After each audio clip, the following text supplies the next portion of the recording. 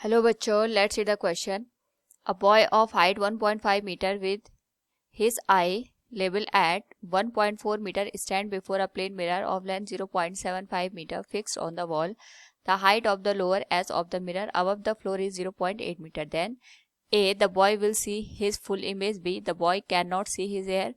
C. The boy cannot see his feet. And D. The boy can see neither his hair nor his feet. Now to answer this question, first we will discuss here the key concept, and here the key concept will be given as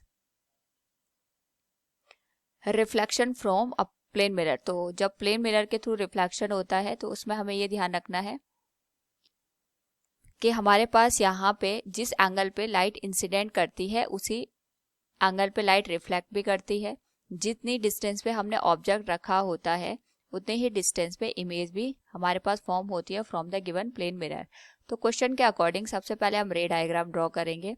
हमारे पास 1.5 metre का एक person है. It is given as like this 1.5 metre long, और यहाँ पे इसकी जो eyes हैं वो 1.5 मीटर की डिस्टेंस पे लाई करती है, यानी अबव द आईज उसके पास जो हाइट गिवन है वो 1.5 माइनस 1.4 0.1 मीटर ही यहाँ पे गिवन है. और यहाँ से अगर हम ऑब्जर्व करें तो जो हमने मिरर रखा है it is 0.8 metre above the given surface. तो सपोज हमने ये यहाँ पे मिरर को प्लेस कर दिया इस तरीके से. इसकी जो यहाँ पे हाइट है ये 0.8 मीटर के बराबर गिवन है.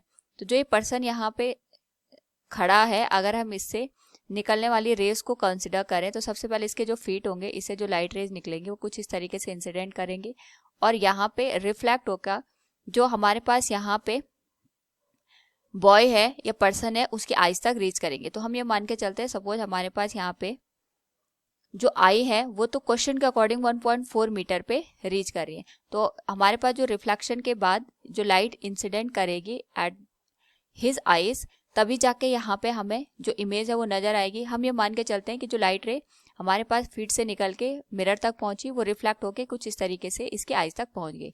अब हमें यहाँ पे ये देखना है कि इस पॉइंट पे जो हमारे पास बॉय है इसकी आई लाई कर रही है या फिर नहीं कर रही. यानी अगर यहाँ पे ये जो डिस्टेंस है, अगर मैं इसको नाम दे दूं यहाँ पे, it is given as P, it is given as M.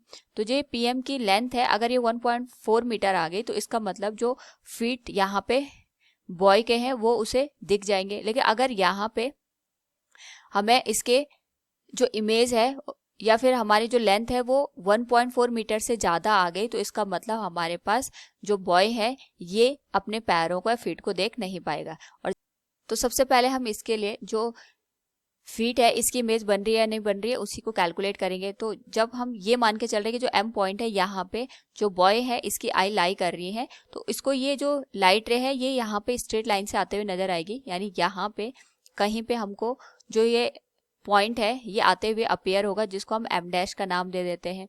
इसी तरीके से अगर यहाँ पे जो पर्सन है इसको हमने पी एम के बराबर कंसिडर किया है तो इसकी जो इमेज होगी यहाँ पे it will be given as M dash. इसको मैं क्यू मान लेती हूँ. तो जितनी डिस्टेंस पे मिरर से ये बॉय खड़ा होगा उतनी डिस्टेंस पे इसकी इमेज भी होगी.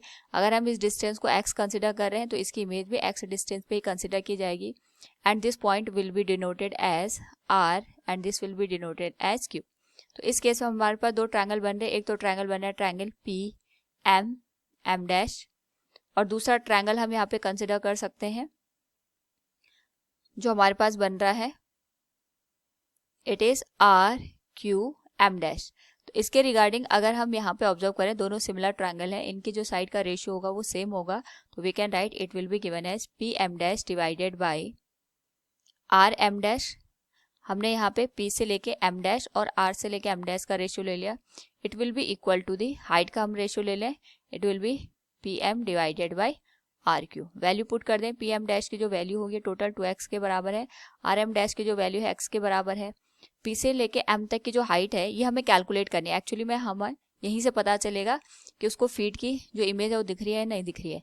एंड RQ की जो लेंथ है ये 0.8 के बराबर है. तो x से x कैंसिल हो गया. सो यहाँ से अगर हम देखें तो हमारे पास PM की जो वैल्यू है इट इज 0.8 इंटू 2 1.6 मीटर के बराबर निकल के आ रही है.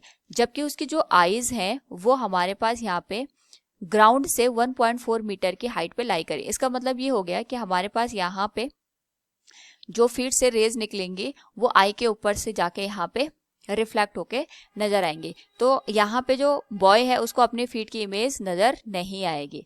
दूसरा, अगर हम बात करें इसके हेयर की, तो हेयर का जो रिफ्लेक्शन होगा, ये हमने यहाँ पे 0.1 मीटर से ऊपर इसके हेयर को कंसिडर किया है। यहाँ पे हमारे पास ये जो डिस्टेंस है ये तो 1.6 मीटर है, हेयर इससे कुछ डाउन पे आएंगे, तो यहाँ से जो भी लाइट रे जाएगी इस तरीके से वो रिफ्लेक्ट होके इसकी आईज तक रीच कर सकती है। क्योंकि यहाँ पे हमारे पास जो रिफ्लेक्शन होगा ये सेम एंगल पे होगा, तो जो भी लाइट रे यहाँ पे इंसिडेंट करेगी, जिस भी एंगल पे हम यहाँ पे इसको इंसिडेंट कराएंगे, it can reach to the eye of a boy. तो जो हेयर है इसकी इमेज तो बनेगी, लेकिन जो फीट है इसकी जो यहाँ पे रिफ्लेक्शन होगी ये 1.4 मीटर से अबव होने की वजह से हमें दिखाई नहीं देगी। So from the given question we can say here the boy can not see his feet, option C will be the right answer. Hope all you understood it. Thank you and best of luck.